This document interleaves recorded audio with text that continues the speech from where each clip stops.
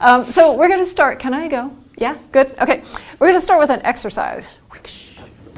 And a lot of times I like to make people work together, but I'll let you just kind of stew on this on your own. So this is to kind of get you thinking about how buildings use energy, because it's not something we normally think about.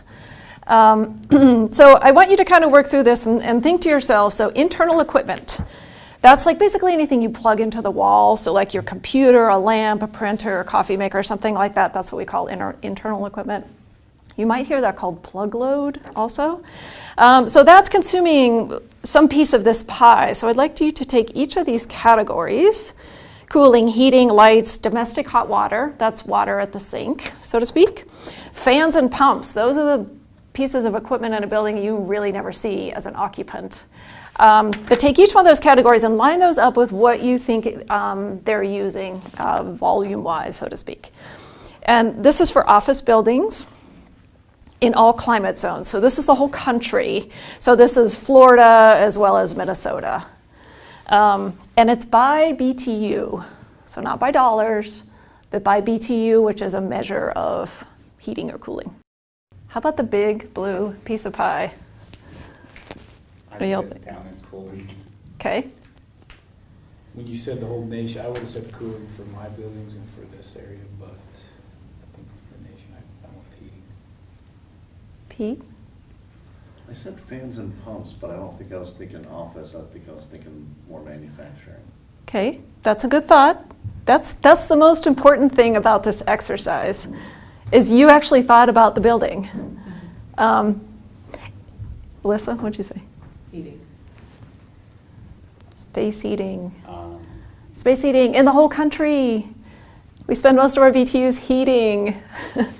Even in really warm places. I mean, you think about where are our biggest cities? They're kind of in the south where it's hot, right? Las Vegas, Phoenix, LA. A lot of the BTUs going into a building is heating. And we'll talk about why. You're like, well, just turn it off, right? Like, quit doing that if it's already hot there. But I'm gonna show you a movie here in a little bit, and that'll kind of explain, or hopefully kind of get the wheels turning on why we use so much heating in buildings. Space cooling, 12%. Fans and pumps, 16%. Internal equipment, 15%. So that's like the stuff that the occupants are using, right? Pretty low impact. Lights, 12%. And these breakdowns are always really interesting. Every time I look at a lighting vendor's breakdown of energy use in a building, his lighting piece of pie is really big. It's like 30%. And it depends on how the building is used. I mean, in certain buildings that could be the case. So these are arguable in a lot of ways. But the whole purpose of this exercise is just to get you thinking about, like, how is a building using energy and how might that vary with occupancy or the activity in the building? When you talked about manufacturing, you're totally right. It would be very different. And when you go to look at a building, figure out as much of this as you can about that building. And then the last one is domestic hot water. Yeah, if you would think like a hotel, domestic hot water would probably be Yes, exactly. Yep.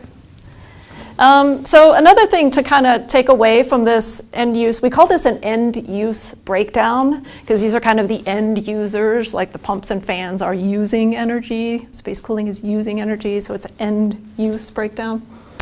What do you think that red line designates?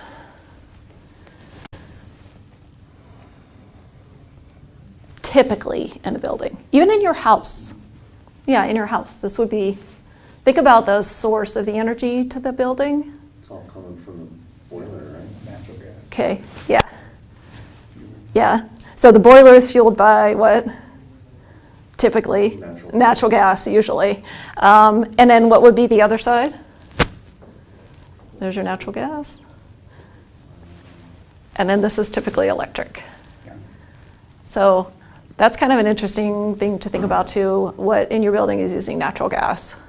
and what is using electric. And you're like, well, there's a lot of natural gas use going on in the building, right? Why is everybody talking about lighting retrofits, chill water plant optimization, right? All these things in energy management that you will hear about and study. And the reason is your electric BTUs cost you 3 times as much as a natural gas BTU. So this side of the pie when you pay the bills, costs you 3 times as much as the other side of the pie. So that's why there's a lot of focus on what are the electric users in a building. Questions? What are you thinking, Pete? The other thing I like about this, when I very first started working in hospitals, I was like, oh, what am I going to do in a hospital? Like, everything is like patient care, and there's machines that people are plugged in, there's MRIs, And then we realized that a hospital breakdown isn't that different than this. Their internal equipment might be like 20%, but still, like behind the scenes, almost like 80% of the energy use in a hospital is heating and cooling or lights. And so we as energy managers and facility managers, people that run the control system, engineers who support this can impact that energy use behind the scenes without patients even knowing that anything changed. So what we're looking to do with energy efficiency projects is take this whole pie and shrink it. So now, any questions about that? This data actually comes from, you'll hear this term, CBECS, C-B-E-C-S. This data actually comes from CBECS data, which is Commercial Building Energy Use Survey or something like that. No one really knows what it stands for because we all just say CBECS. And it is essentially the largest building energy use database that was ever collected. It was from 2010, so it's even kind of dated. It's really hard for the industry to collect this information, but you can find this online. You can look at different areas of the country. You can look at different types of buildings and see how do those typically use energy and what is their energy use per square foot for a certain kind of building, a hospital or school or office building, things like that. So that data is out there. Okay. So we want to lay a little groundwork so we're talking about fans and pumps, we're talking about heating and cooling. And you're like, well, okay, that's great, but how do I change heating and cooling in a building, right? So the first thing we want to do is understand, like, how does the heating and cooling system work in a building? And how does it deliver what the building needs? Like, the people need heating and cooling, the people need ventilation. Spaces might need pressurization if you're dealing with a laboratory kind of application. Manufacturing plants might have their own needs in terms of air cleanliness, air changes, things like that. So I made this movie to kind of show you what a building looks like, what the infrastructure is like, and where all these parts lie. And there's some photos in there of real equipment. If you haven't gotten a chance to walk around in a building, you've definitely walked around in a building. Have you spent much time in buildings? Do you get to go to the mechanical room and look at the air handlers? And just in this program. Okay. Yeah. So you'll see some pictures of some things that'll maybe give you a little context.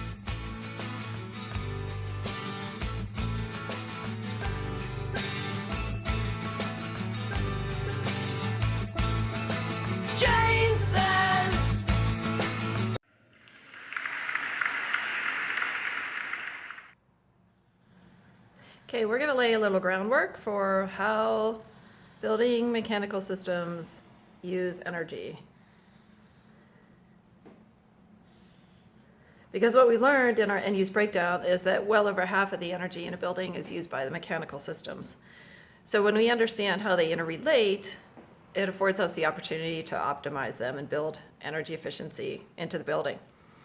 So let's say we have a building and it's got a couple of floors, a couple of different size spaces, maybe a giant conference room in the middle. And we need to heat and cool the building. So the building is equipped with an air handling unit that is typically located on the roof, or at least for our purposes, we'll say that the air handling unit is located on the roof. And it's got a big fan, which we learned about again in our end use breakdown. This is one of our big building energy users, is the fan. And the fan is responsible for delivering air to all of the spaces. So there's ductwork that runs through the spaces to each floor.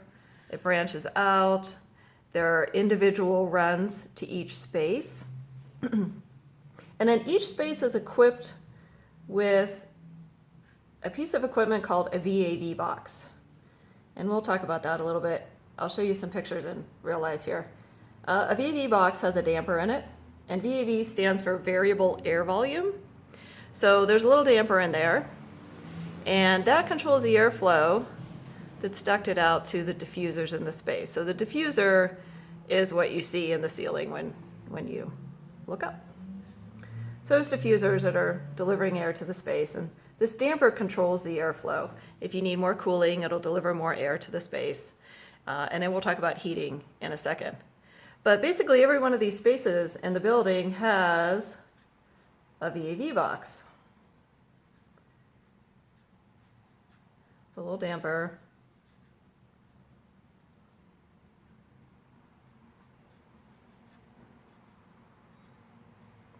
And then on our top floor, we'll install a VAV box. We'll keep that one simple. So that's what's delivering air to the space.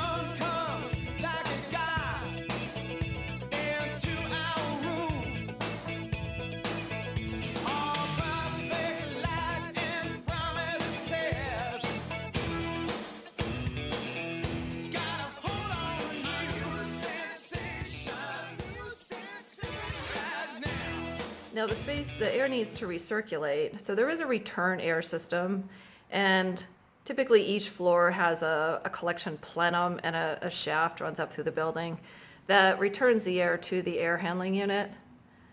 And we'll just say, for this simplicity, that the air is coming in the bottom of the air handling unit through a set of dampers so that its volume can be controlled. So that's how we get air to the space. That's how it's circulated. Now, what about cooling? Because the whole point of this air handling unit is that we're able to cool the spaces. So cooling is provided by a coil, a chilled water coil, in the air handling unit that is piped from the chiller plant. And here enters another set of mechanical equipment that's commonly located in the basement, or maybe for our purposes, we'll say that there's a central utility plant. They often call it a CUP. Central utility plant that houses the chillers. So this is another side building that houses the chillers. So in this building, we've got a chiller. Bloop. And the chiller is delivering cold water. I didn't make my building big enough. It's an engineering flaw. So there's a pump that's pumping water through the chiller to make cold water, and it is being distributed to bloop, the air handling units in the building. On a large campus, you could have up to 20 or 30 air handling units. But the water's delivered to this coil, and then the coil has a control valve so that it can modulate how much chilled water it needs depending on the load in the building. And then the water is circulated back to the central utility plant. So again, here's one of our pumps, one of our energy users in the building. Chillers making cold water. This is typically making 44-degree water. Pumped all the chilled water coils, controlled by a control valve, and returning to the central plant. So the other piece of this cooling system is that this chiller is providing cooling to the building, but then it needs to be cooled. So there's a device called a cooling tower, which you see all the time outside of buildings. We'll put this one on the roof. The cooling tower has another set of pumps. The pumps water through the condenser side of the chiller up to the top of the cooling tower. It's sprayed over the fill, it cools, and then it is returned to the chiller. So this cooling tower loop has a pump, a cooling tower fan, and it's providing the cooling to the chiller, essentially to the whole building. But that's your cooling system. I remember when I lost my mind. There was something so pleasant about that place. Even your emotions have an echo in so much space. And when you're out there without care, yeah, I was out of touch. But it wasn't because I didn't know enough. I just knew too much. Does that make me crazy? Does that make me crazy? Does that make me crazy? Possibly.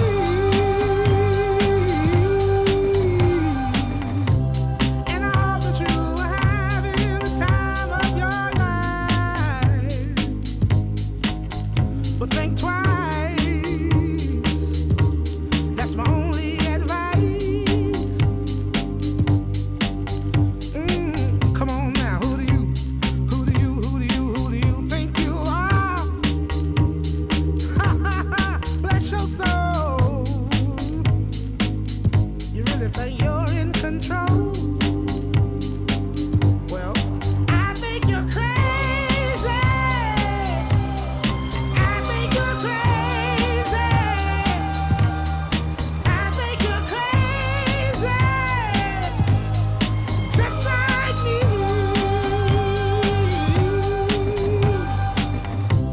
My heroes had the heart to lose their lives. I wanna live. And all I remember is thinking, I wanna be like them. Ever since I was little, it looked like fun. So If there's no coincidence. that's how we maintain cooling in the building. And how about heating? Because what we learned in our end use breakdown is that heating is the largest energy user in the building. So in the central utility plant, we've got a boiler. And this boiler is typically making steam, and the steam goes to a heat exchanger, and then that makes hot water. And the hot water is pumped to, as you can imagine, the air handling unit through a coil to provide heating if the air handling unit needs heating. And it too has a control valve to say, yes, I need heating, no, I don't, or how much heating do I need? That modulates volume of flow. And then that water is circulated back to the heating plant. So again, we've got a pump delivering hot water. Now, the important thing to note about how buildings are heated is that the heating typically occurs actually at the space level.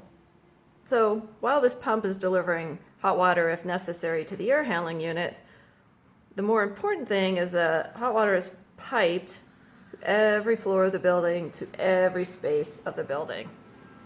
So this hot water line has a little coil in this VAV box. So there's a heating coil and a valve in every VAV box on every floor in every space of the building. So this VAV box is controlled by the thermostat on the wall. So this is where the mechanical systems meet the user. The thermostat controls that VAV box. So when you're in a building, every time you see a thermostat in an office or on a wall, what it's doing is it's controlling the VAV box in that space. And it's telling the VAV box, either I need to open up the damper to provide more cooling, or if the space is too cold, it says I need to close back the damper a little bit and open up the heating. So the heating in a building really happens at the space level, and we call it reheat. Now let's go back to the air handler for a second and talk about what the air handler is doing and why we call this reheat. Typically, the job of this air handling unit is to provide cooling. So it's typically configured to deliver 55-degree air. So its job is to make 55-degree air. And that's what's distributed through the ductwork. So you can imagine if a space needed cooling, if you delivered 55-degree air, that would provide appropriate cooling. If a space needed heating, you would have to take that 55-degree air, heat it up to at least room temperature and more than room temperature if you wanted to provide heat. So that's an important thing to think about. Really, the common system that we see in buildings is this variable air volume with reheat.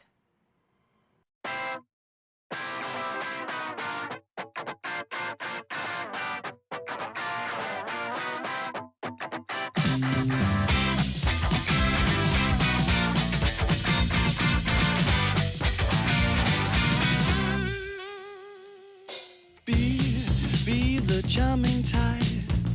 Take off your gloves and show what they hide. Please, please my naked wrist with your hands and fingertips.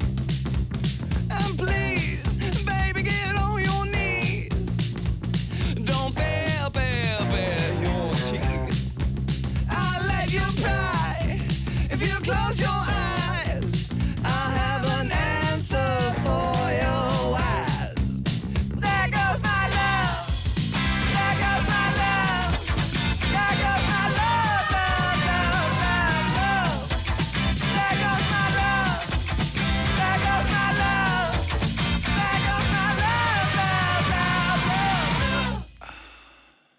Why be the charming kind? Oh, you'll get yours when I get mine. Oh no, it's not for me. If you're too good, you won't be free. And please, please, I'm on my knees. I wanna feel your cheek. I'll get on your knees. So what we've been talking about here, what we've been learning about, is HVAC. And we talked about the AC, that's the cooling. And that uses energy via pumps, chillers, cooling tower fans, condenser water pumps. That's where our cooling energy comes from, also from the fan at the air handling unit. And then heating uses energy at the boiler, and then it uses pump energy to distribute hot water to the spaces. But the thing we haven't talked about yet is the V, and the V is for ventilation. And so an important thing to consider about buildings is that there are people in the buildings. And in some cases, important people. So Betty occupies this corner office here. Betty's pretty important in this organization. So the people need ventilation, and the V is for ventilation. And what that means is we have to deliver fresh air to the building. If we just recirculated air in the building the way we've talked about and heated and cooled, people would be thermally happy, but they would use up all the oxygen and go to sleep. So code actually dictates how much ventilation is required in a building, and that is delivered through the air handling unit.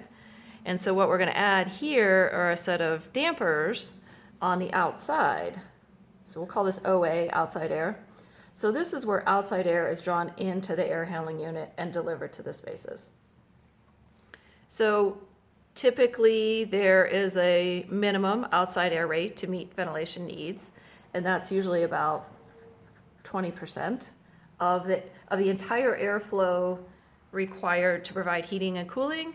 20% of that air should come from the outside. And that's just a rule of thumb for talking purposes here. So we're always bringing in some outside air at the air handler. We're providing cooling, and heating's happening at the VAV boxes.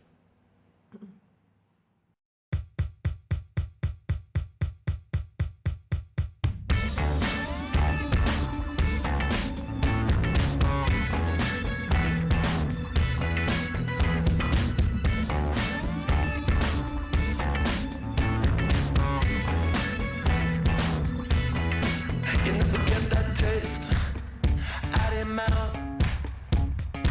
You never get the paw print out of the hen house now, and you can't go back the same way you came. Round all the pieces up, but they just don't get the same. White knuckles, maybe it's not so bad. So let your hair down now, white knuckles. Yeah, maybe it's not so bad. Oh, go ahead and let it down.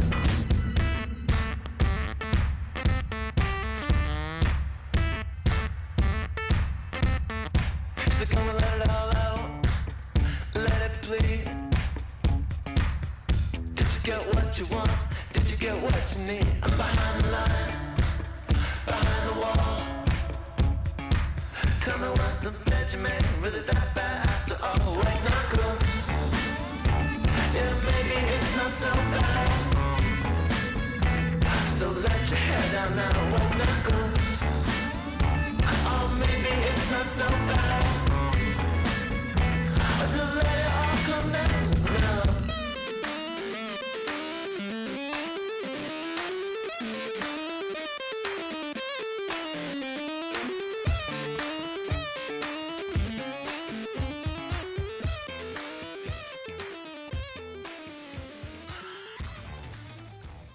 So a couple of features to think about that we'll talk about later when we talk about energy measures is the economizer.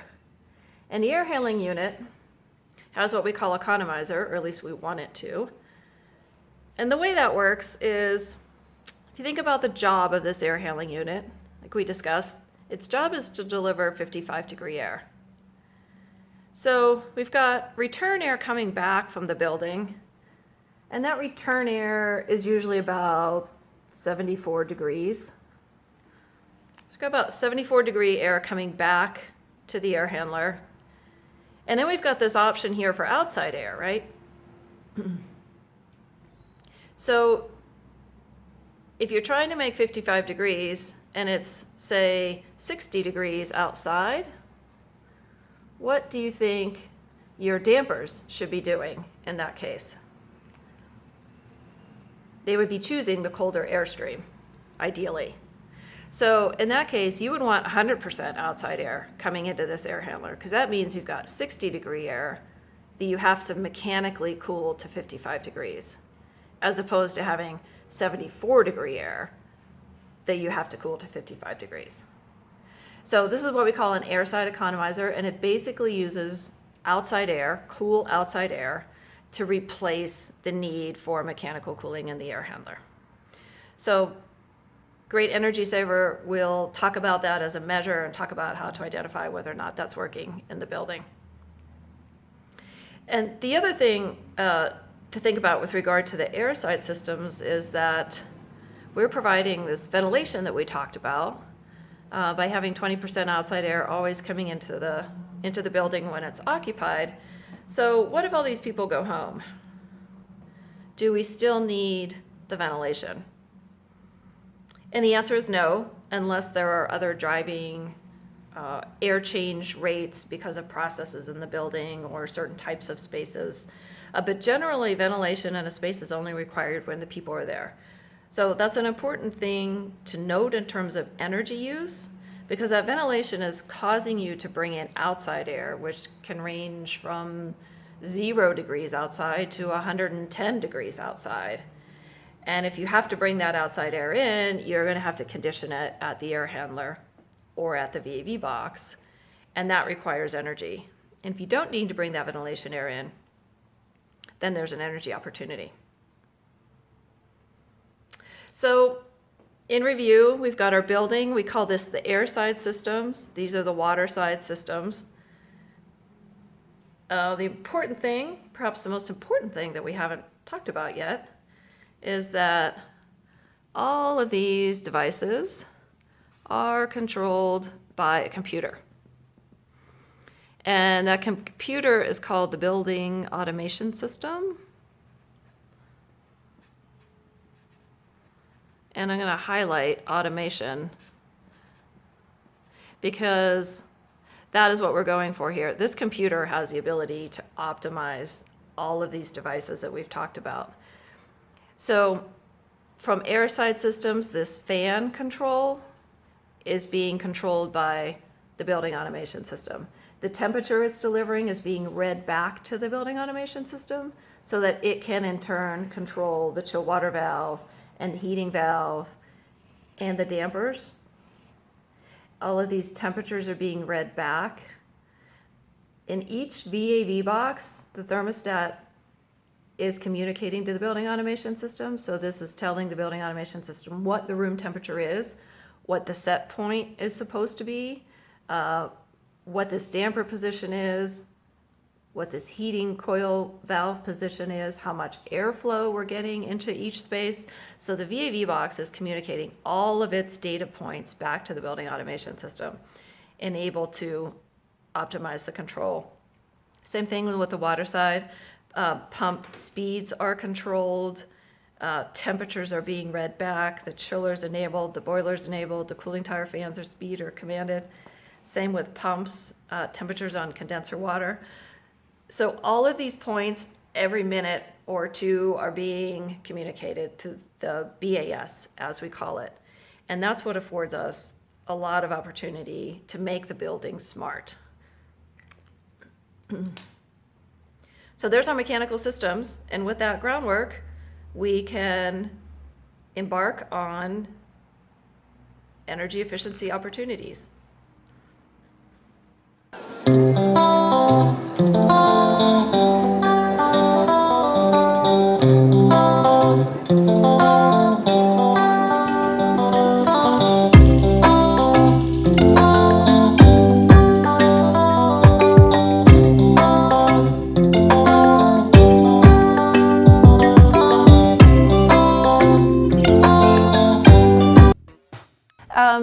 So that kind of summarizes the way mechanical systems work in buildings and a little bit about the way they use energy and a little bit about what the occupants need in buildings. And what we want to do as mechanical engineers and building managers is make our systems run to meet the occupant needs of the buildings. Questions? Does that seem like it aligns with most of the buildings you're dealing with, or do you have really different kinds of systems? Really? So that was a chill water plant. That was a water-cooled chill water plant. Same size scale. Yeah, okay. Do you have Betty in the corner office? Yeah. A lot of Bettys, right? And Pete, what about your exposure to building management systems and stuff? Does that kind of align with what you've seen, or you have more industrial kind of applications? Not all VAV boxes are the same. You know, sometimes you have reheat, sometimes you don't. True. Yes, good point. And sometimes they're not VAV boxes, or they're not variable air volume. They're actually constant volume boxes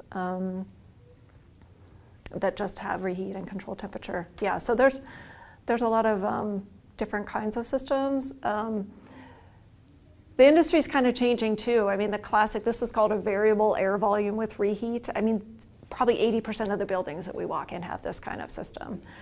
Now we're seeing more VRF, so variable refrigerant flow systems, ground source, heat pump systems, things like that have been adopted in Europe for a long time, but are kind of making their way into the US. Cool. So I hope you enjoyed that. At the time I 14-year-old stepdaughter selected the music. But I kind of want to go through these energy saving measures, and the idea of these, that these are low cost. So a lot of times we're asked to do what we call recommissioning projects. If I can put this on. And recommissioning projects are basically like going into a building. I'll reveal these in David Letterman style here. Going into a building and finding low cost ways to reduce energy use. And so I've kind of compiled the same things that we find over and over again in buildings, and we'll kind of go through those, and I'll show you some data that we collected, and you'll get a little exposure to how we do analysis and things that you could ultimately look for in buildings. Does everybody know what a variable frequency drive is? Is that something you've run into in your, yeah. And we talked about that a little bit before we started. They call it a VFD, variable frequency drive, controls the speed of a fan or a pump. So historically, if you had a fan or a pump, like we talked about in the movie, you'd turn it on or turn it off. But now you can control the speed of that fan so that it only needs to run to meet the needs of the building. Tune your boilers. That is your biggest energy use in the building. There are people that tune boilers. You should have them come. And insulate, that seems obvious, but people don't always do it. Improve VAV box settings, which is kind of a little bit of a complicated one, but sort of cool.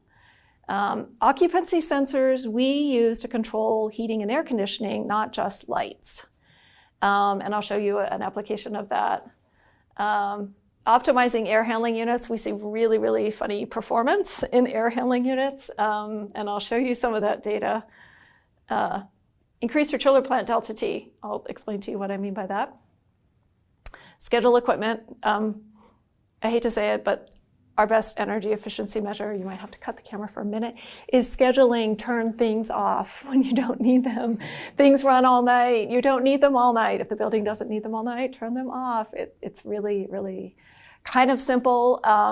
There are ways to do that to still maintain temperature in the space so that if people come in at nighttime, it's not 85 degrees in there, that can be controlled. So if someone does come in, they don't complain, and then you pull the schedule. So we have some parameters around how to do that and have it be sustainable.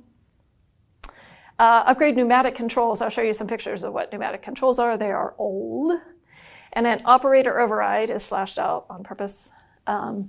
Oh shoot, I was supposed to ask you in a quiz fashion. What's the number one thing you should do in your building for energy management? Where would you start? Measure it. You kind of want to know where you are. How much electric am I using? How much gas am I using? It kind of helps you get your brain around the piece of pie in your building. How much energy am I using? So there's a couple ways to analyze how you're using energy in your building, or measure it, I should say. Energy Star Portfolio Manager. Anybody heard of that? The EPA created Energy Star. It's the same as the Energy Star insignia on your laptop or your refrigerator. Well, they actually have an Energy Star for buildings. It's really the very same thing. It's like, are these buildings, based on how the building is used and how much energy it's using, are they performing well? Just like they analyze your refrigerator. So you can put your building in Energy Star. You tell it how big it is, what the use is, and how much gas and electric you use, and it gives you a score. And the score is on 0 to 100. So you can see how you're performing against your peers. It's super simple, but it is a repository for your data, so you can actually look at how you do against yourself over time. And then I always like the homebrew spreadsheet. I think sometimes people get like a little buried in trying to create this really complicated metering platform, which does have value, but it's sometimes hard to keep those accurate. So don't be afraid to just put your monthly utility bills in a spreadsheet and look at them. You'll be like 10 times further ahead than a lot of building managers. Sometimes you'll ask for a utility bill and they'll be like, oh, we don't get those. I'm not joking. We'll catch stuff just from the spike, like, oh, there's a big leak out there, we didn't even know. Oh, from your bills. Oh, so you waited like how many weeks or whatever. Monitoring the bills, you just see Yes, you're like, oh no, what's going on? Oh no. So do you look at, do you have a utility bill per building, or do you have more of like a campus with 1 meter? More per building. And do you look at them? Yes. You do? Okay. Not me, my office manager. Okay, so somebody does look at those. And we just actually last Oh, okay. Oh, good. And it's monthly. Is it monthly data or are you getting 15-minute data? Monthly data. Okay. Okay. Utility companies more and more are providing 15-minute data. It's often available to you, especially if you're a rate Schedule 8 or above. And I think Rocky Mountain Power is actually getting to the point where they're putting interval meters, is what they call them, on Schedule 6 customers, so more commercial building customers, so that you can get 15-minute. So every 15 minutes, you know how much kW your building needed. So you can look at on a daily basis and much more granularly how your building is performing. Live meter data is great. Quickly, an example of what we like to do is we look at old data and then we make a mathematical model. So the idea is the blue is the old data and the red is a model we created to replicate it. And then if the customer did nothing, they would continue to operate in this format. But really what happened is we let the model keep running and the customer did an energy efficiency project. Oh, I didn't put it on there. They did their energy efficiency project in July, and the blue is the meter data. So had they done nothing, they would have stayed up here on the model, but this is really meter data measured at the meter. So like that gap is their energy savings. So it's kind of a cool way to like everyone understands it, right? Like you could show that to your mom and she'd be like, wow, look what you did. So visualizing those things is really pretty important. This is one of my favorites. Eliminate operator overrides. I have a prop. And so when we talked about the building automation system in the movie, there's a computer that controls your building, we hope. And that computer is only programmed as smart as whoever the guy was who wrote the programming. And a lot of times that's where energy efficiency measures and opportunities arise, is you can make that programming smarter. And one of the things that we see that happens is like it will be programmed to operate optimally. And then you run an operator override report, which means somebody went in and they were like, I don't want that to be 55 degrees. I want it to be 45 degrees. They change everything. So we run these reports and all the yellow are operator overrides. These guys had, I mean, this was just a random report that I found in a building. Actually, those last pages aren't too bad. But this can be really impactful. Like when we talked about the discharge air temperature on the air handler being 55 degrees, if somebody goes and makes that 45, that has like major impacts. So those are things that you want to catch. And that's kind of what I'm showing here. A lot of times when people really don't understand the system, they're really just trying to like deal with the lady who called and is hot. They just go change something. So you want to catch those things. Changing a set point, I call it a minor infraction. That's not the worst thing you can do. One of the worst things you can do is take this is the chilled water coil, and I've seen buildings where they can't keep the building cool enough, so they make it 100%. They just open the chilled water bath, they command it to 100% open. That's like turning your air conditioning on like 100% fully, and then it would get really freezing in your house at some times, right? And then really what happens is the heating comes on to compensate because it gets too hot. So that's a misdemeanor in our book. And then the worst thing is, this is a felony, and this device is actually out at the piece of equipment, and it's called an HOA switch, so it's hand-off auto. It's kind of a common term, hand-off auto. And this is actually at the fan or at the pump. And so if somebody's out there working on the pump, they can command it to off. Or if they want to run the pump and test it, they can command it to hand. But where you really want to see it is in auto, and that means it's getting the signal from the building automation system that we talked about. It's running at the speed that you want it to run at. But when they put it in hand, that means it's fully 100% no matter what the control system is telling it to do. So we call that a felony. So this is called you can go walk your MCCs, it's called, the Motor Control Center, which is where there's a whole bunch of these all in a lineup for all of your fans and pumps. And just go look at them, or any of them in hand, and then find out why, because that's kind of a doozy. I gave a talk at BYU one time to like 30 kids in this classroom, and they were all in this mechanical systems class, and they were really attentive. And there was one guy getting all fidgety in the back, and he's like, is that really a felony? I wanted him to think it was. We'll skip the quiz. These are pneumatics. This is a really old version of a building automation system. It was controlled by air.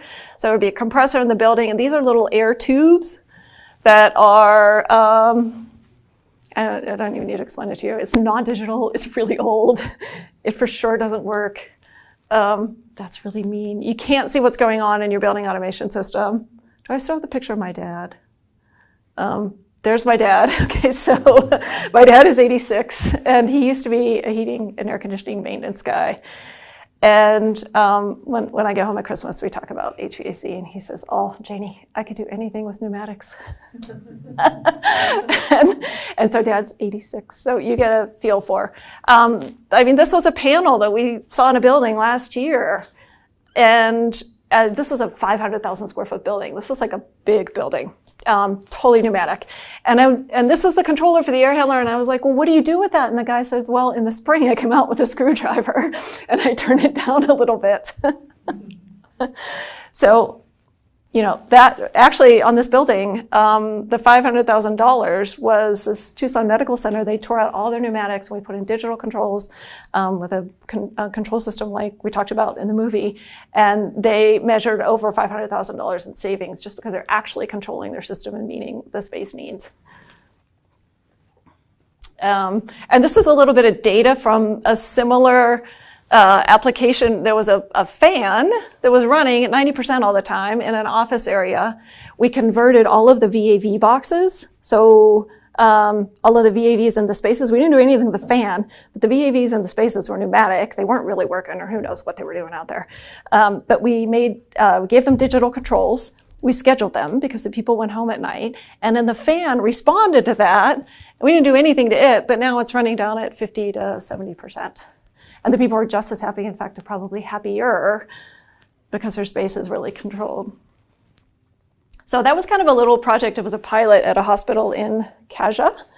And they saved $5,000 just from that little retrofit. And then they retrofitted all the rest of their buildings because they were happy about that project. I'm going to skip the quizzes in interest of time. Scheduling equipment is... We did this giant project at Thunderbird. It's a hospital in Phoenix, and they measured, like, over a 3-year period, like $600,000 in savings. They were spending $6 million a year on their utility bill. And I said to my friend Craig, I'm like, what did you do? He's like this old, like, really wise guy who was our construction manager, and he's like, we scheduled it. So in a hospital, you think, oh, it's 24/7, like we can't do anything in here. There's people in here all the time, but there's really a lot of spaces where people go home at night. And so this is an example of that. These were fans running. These are big fans, like big. So this is the airflow measured. And really what you can just see is at night, it drops off when we scheduled it. And then this is Saturday and Sunday, which was really at a reduced occupancy. And then this is power. It went from 35 kW to 20. And like all the needs of the spaces are still met. So super, super great savings. So turn things off. $5,600 on just that one fan. Chiller plant. Who has a chiller plant? You have a chiller plant. Have you dealt with a chiller plant? Okay. Have you run into any chiller plant incentives in your Nexent travels? No, I haven't. No. Okay. Well, you saw what it is in the movie. Yep. I'm not going to bury you in all this graph detail. We love graphs and data and such because you can see what's going on. But you might know that facility. Can anybody tell what that building is? That's Intermountain Medical Center down in Murray, I guess. I guess that's in Murray. They came online in 2006, I think. 1.3 million square feet. This is their central utility plant. You can actually see the 4 cooling towers right there. And in 2007, we went and looked at the building. So I talked about Energy Star scores. So they had us come look at the building in 2007, and we put them in Energy Star. You want to guess what their score was? 6. 100 is really good. They just, I mean, fresh out of the wrapper, right? Like brand new building. I mean, really great equipment, really good design, brilliant control system. Everything was there. It just wasn't running right. And so this example is their chill water plant. This is how much water they were pumping out, 5,000 GPM and 10,000 GPM. They were sending a ton of water from here a mile across campus to get to all of those buildings. And they had this like little bitty, like 5-degree delta T. So what that means is they're sending water out at, let's say they're sending it out at 40. It's coming back at 45. Well, it hasn't done a lot of cooling. It should go out at 40 and come back at 50 or 55. Then it did a lot of cooling, right? They're sending all this water out there and it's not cooling very much.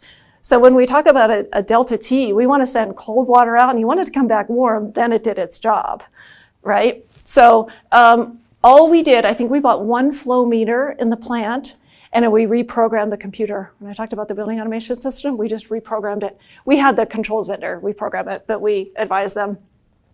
And then we measured flow. This was in September, I think. And now we're down here at 3,000 to 4,000 GPM.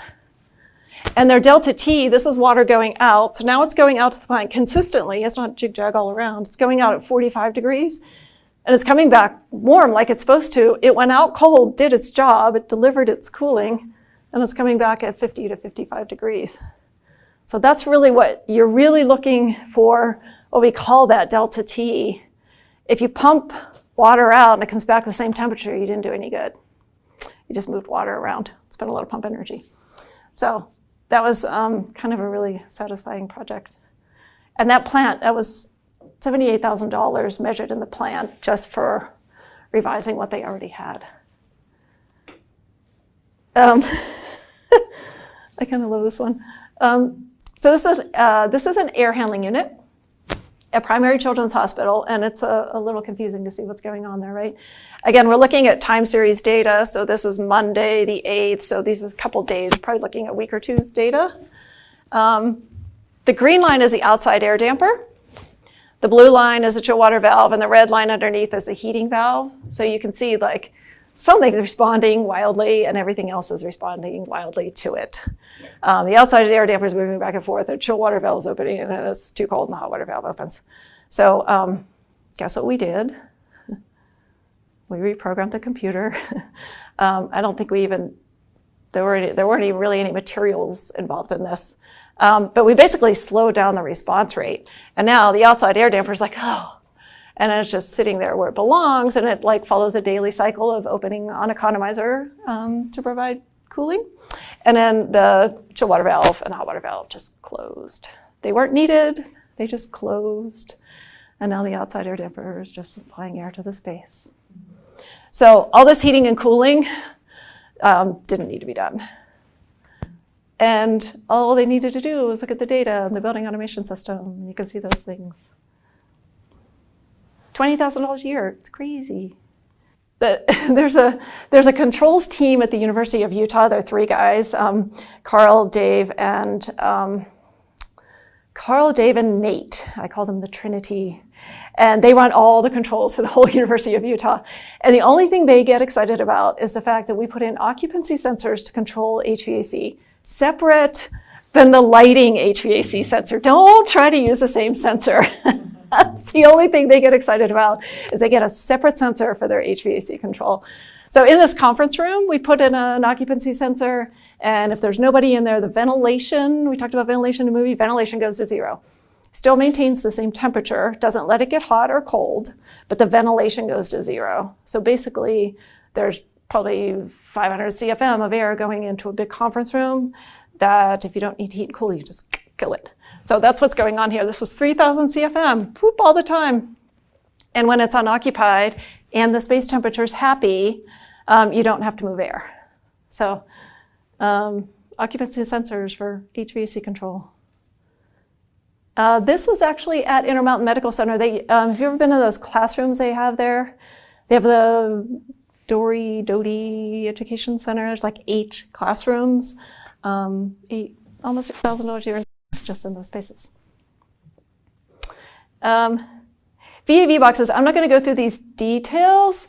But the thing to know about VAV boxes is there's these cheesy little things that in theory don't use energy because they're not really plugged in. They're just this damper and a hot water valve at the end of the system. But on a campus or in a building, you could have hundreds of them. So if you get one of them right, and then do that same thing across the hundreds of them, you've really made an impact on the building. So if you have the occasion to deal with a building like that, think about that. We call them terminal units. So think about that VAV box and look at how they're being controlled. And then apply that best practice across all of them in the building. So by volume, they can be quite impactful. I remember the first time I saw like a steam boiler in a building, and I was like, what? So this thing is the controls for the boiler. Like it's burning natural gas and mixing it with air, right? Like that's what a boiler does. And it's got this like controls on it, and that's about how sophisticated it is. So those can be tuned. There's these little cams on there with set screws that actually might be on, I don't know if you can see it in that picture exactly. They can be tuned. But I mean, isn't it kind of amazing that your biggest energy user in the building has like literally a mechanical jack shaft control system? They can be made. This is the best. Like these are the little set screws. So as the boiler goes through a different firing range, it moves on that cam. And the guy that adjusts it like moves those little set screws in and out to like push this a little bit further. It's kind of rudimentary. So that can be replaced with digital controls on the air side and natural gas side to the combustion. Steam trap. Steam is interestingly going away. Do you have steam in your building? No, all water, just hot water. Hot water, yeah. Do you have steam systems in any of your? I have worked on steam systems with that. Okay. So steam traps are what isolate the steam supply from your condensate return. A lot of times they fail. And so there are experts out there that can check them. You should. They cost you a lot of money if they're blown. The DOE says $2,300 a year for a failed steam trap. So Department of Energy makes that claim. So what is the biggest energy user in your building based on BTU? In this building or like at home? Generally speaking, building. Actually, probably your home. Heating, yeah. Heating, because of reheat. This one's kind of cool. There's a lot of stuff that could be insulated in piping systems that aren't. That's a steam valve. Oops. It's 323 degree steam. And so we took an infrared picture of it, and the valve was 237 degrees. So we put insulation on it. And I wish I had an after picture. That would be cool, but I don't. So insulate. There's lots of ways to insulate. And then this last one is about using VFDs. These pumps are really interesting. These guys already had, this is the variable frequency drive. So this is the device that can control the speed of that pump. Well, they already had the VFD, but they weren't using it. They just, they just put it in and they ran it on 100 because no one knew what to do with it. So we put the feedback loop on the VFD, and then we measured the power. The whole system was doing the same job. We measured the power. It went from 10 kW to 2.5. And then the condenser water pumps went from 18 kW to less than 5. I mean, all we did was like use the device that was there and get the proper feedback from the system. So $8,900 a year. So these kinds of, recommissioning is kind of what we're talking about here. It's finding those low cost opportunities in buildings. 50% of the building's energy use is the savings that we typically see. 30% ROI. And the other thing that we're really driving for is preserving those savings. So you go to all this work to find all these things and you get the stuff running really well. We are deploying monitoring systems that look at all this data that we're talking about and basically flag you when something has gone out of line so that the effort that you put into reducing your energy costs in the building can be preserved. And this is real utility use data from Intermountain Medical Center, and I do have their approval to show it. So as we talked about, they came online in 2006 or 7, and then they got kind of fully occupied, and they peaked here, and they were spending $4.3 million on gas and electric at the campus. And then we started doing these energy audits. This is when they were an Energy Star score of 6. And so through 2009 to 12, we did airside, waterside, space level control, and reduced their energy use by $730,000 a year.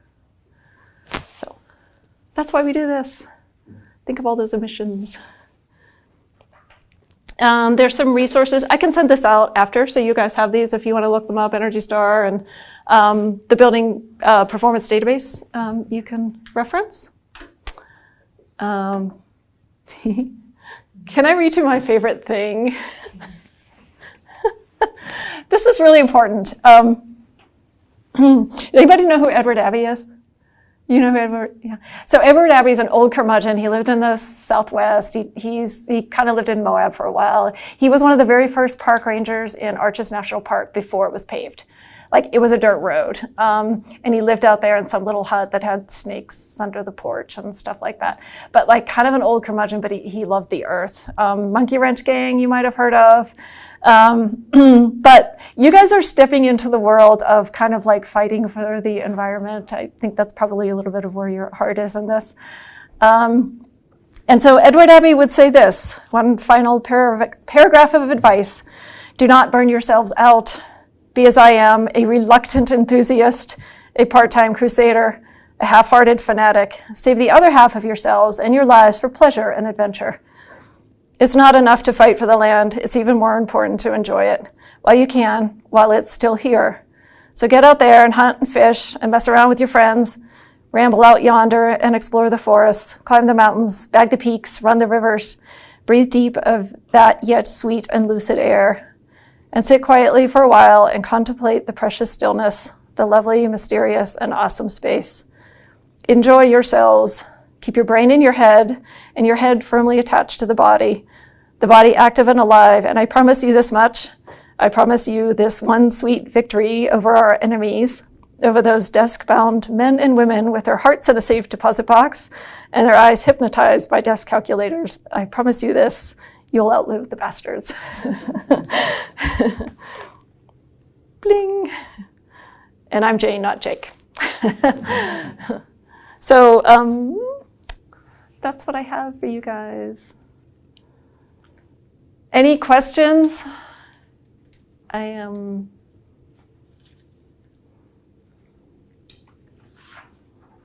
overwhelming. I just want more details on, like, actually what your company does. You've summarized it. But so you come into the building, into the hospitals, you utilize the existing BAS. Do you guys have your own software that kind of? Yeah, like all of those graphs I showed, those are just pulling data out of the BAS into our software platform. And that's just how we view the data. And then analytics run on that data. So when we talk about finding like that air handler that was cycling the red line and green line and blue line all over top of each other, right? Our data analytics would identify that there's a cycling valve in there. And so we use those analytics and we let them run, and then once a month, unless something seems like an emergency, once a month we go look back at the building and say, what in our analytics flagged a failure in those systems. And then we kind of summarize like the five most important things to be addressed, and then talk to the building owner about that. Do you ever recommend, like, we need to add this sensor, this, so we can get the data, some control system? Yeah, quite possibly. From a sales perspective, do you guys come in and say, like, we'll guarantee we'll save you money? X amount?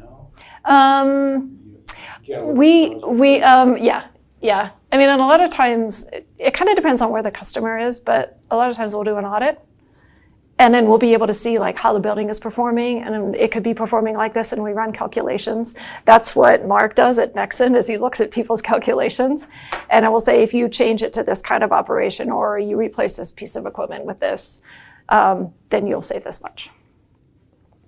So we don't do what you might be thinking of are ESCOs that do like guaranteed savings projects. A lot of times those projects are like big capital investments, like buy a brand new giant chill water plant for like $10 million and we'll guarantee you'll save $500,000 a year.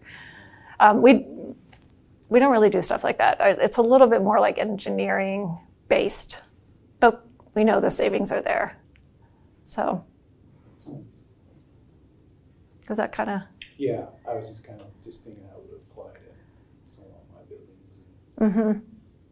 Because I know it is a felony. 'Cause my guys would go around and put stuff in hand, or emergency calls, or try to crank up on an automation system, and with good intentions, and then they don't turn it back. Or they Right. forget it, or Right. I walk down there and I'm like, yeah, why is this in hand? Yeah. Right. Right. They're Well, gonna fix a problem. Maybe there's a problem because of the controls, but they don't. Let's just leave it in hand. right. But and so the problem didn't get fixed, and now that thing's in hand, right? Yeah. And so you go into the recommissioning. Yeah. So if our analytics were running on that building, then that scenario that you talked about, it would be flagged, and you would be able to look at a timeline, and you could see like, this was a failure, and this is over a period of a month or whatever window you wanted to look at. This is how long that thing was failed out of how it should be operating. And we're trying to tie dollars to those failures, because that's what any builder operator wants to know. It's like, well, I know everything's not perfect, right? But like, what is that costing me? Is that $30 a month, or is that $3,000 a month? That's kind of what we're trying to work on, because that's the motivator for getting things running well. And it's an indicator of the energy use failure too, really. So, cool. Well, I think with that, we'll wrap it up. Really nice to meet you guys. Consider me a resource if you have questions. I totally welcome that. Thank you, Jay. Cool. Thank you.